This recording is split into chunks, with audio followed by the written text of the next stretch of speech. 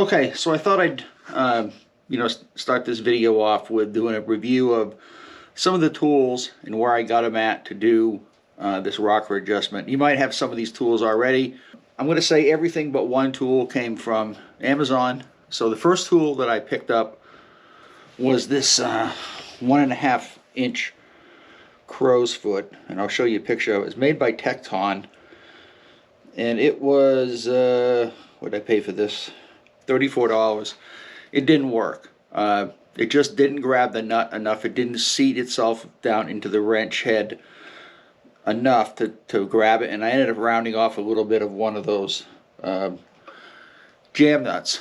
So that went back, and in its place, let me see if I can find it here, I got this set here, which is a Sunex part number 9720A, 1/2 inch drive, and it comes with seven crow's foot. Let me see, one inch, 1 1/16, 1 1/8, 1 3/16, 1 1/4, 1 3/8, and 1 1/2. And it does, if you look on there in the corner, it does have a lifetime guarantee. So here is the set. It works out pretty good. This 1.5 inch one, it did grab it all the way down to where it kind of curves. I wish this was more cut off and flat, so the nut would actually rest against 3 sides instead of 2. But it went all the way down into the bottom of this wrench. The first one I got only went down about halfway. For some reason, it wasn't forged right, or however they do it, but this one seemed to work out fine. And this kit was $59.67 for that kit. So the next thing that I had to buy was where is it? This 1.5 inch or 1/2 inch hex. I did not have a 1/2 inch hex. I couldn't find any of these tools locally at Lowe's, Home Depot, Harbor Freight didn't have anything like this. So I had to pick this up, and this was, oops, where is it? This was $7.19. This does have a 1/2 inch drive, and you're going to need a 1/2 inch drive. And that worked out fairly well. So the next thing I got after that was I had to get a conversion to convert 1/4 inch for the torque wrench over to 1/2 inch that will hold that hex. And you get 2 of these for $8.99, and that's again Amazon. You can look that up, and that is a Ucell 2-piece 1/4 inch drive. I don't have a part number for that, but you can look all this stuff up on Amazon. Here is one of them, 1/4 inch to 1/2 inch. So that seemed to work out fairly well. So, and then the last thing I bought was, let me get it out here, was now at first I bought this beam torque wrench. Did not work out at all. It's just, the beams are just, on an inch scale, just too inaccurate to do anything. It kept going way over the 35 pounds, even though I marked it. There was no click to it. It's just, you had to just look at it. So I sent that back. I didn't like it, and then I bought a 1/4 inch. So this will do 20 to 200 inch-pounds, 10.75 inches in length, and it's part number 03714A, 1/4 inch drive. And I'll show you this.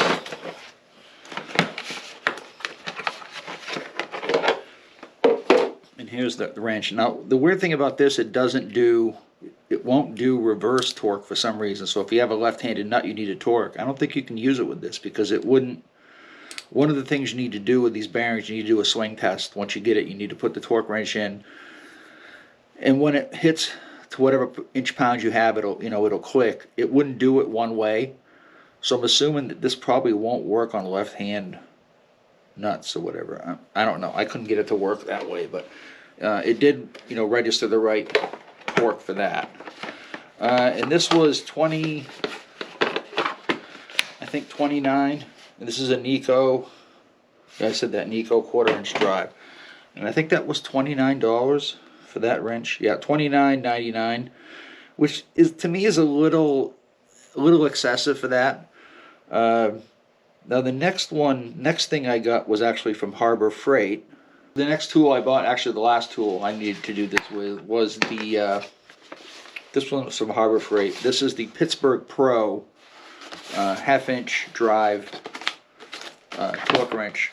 It works fairly well. This will go from, let me look at the specs on this and I can tell you. Does it say on here? I don't think it says on here. 20 to 150 foot-pounds. And I needed to use 100 pounds. So it worked fairly well. I did a couple different tests on it and it was pretty much right on, what you'd expect from a torque wrench. The weird thing about it is this torque wrench, I think, was $18 at Harbor Freight, which $17.99 at Harbor Freight, when that quarter inch was $29. Almost twice as much for a quarter inch, and it only does inch pounds. In Harbor Freight, I could not find one for inch pounds at all. All they sold was the foot-pound ones, unless I missed it somewhere. But I'm looking at their thing right now, and I don't see anything for. I think that they had a digital one that does inch pounds, but I wasn't going to spend $140 for a digital torque wrench. I don't really trust digital torque wrenches anyway. So, okay, so that's going to wrap it up, I think, for this video. Just to give you a quick indication of the tools that. I'm trying to think if I got anything over here. So I did have to use a 1.5-inch socket, but I already had this, so it's something I didn't have to buy.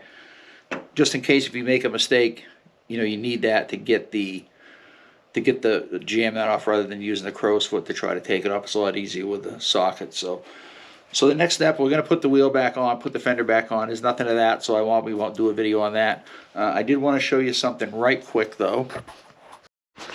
So I did start looking at the push rod tubes, and you can see in here, if I lift this up, these springs are like, well, that's a seal, but is that a part of a spring? The seals are like completely rusted, and this I can't even push down. This one I was able to push down. These are supposed to go, you're supposed to be able to push those up and down, and that's what these keepers hold. Now I was able to shine up one of these keepers pretty well, so I'm hoping I can do the same thing to the tubes. That way the only thing I have to do really is replace the O-rings and the springs without having to buy a whole new tube set. But I think the next thing we're going to work on is replacing these rocker covers, because I got to get these off to know if I have to order those or not. And I want to get this apart. It only takes a couple days to get these parts in, so it's really not a big deal.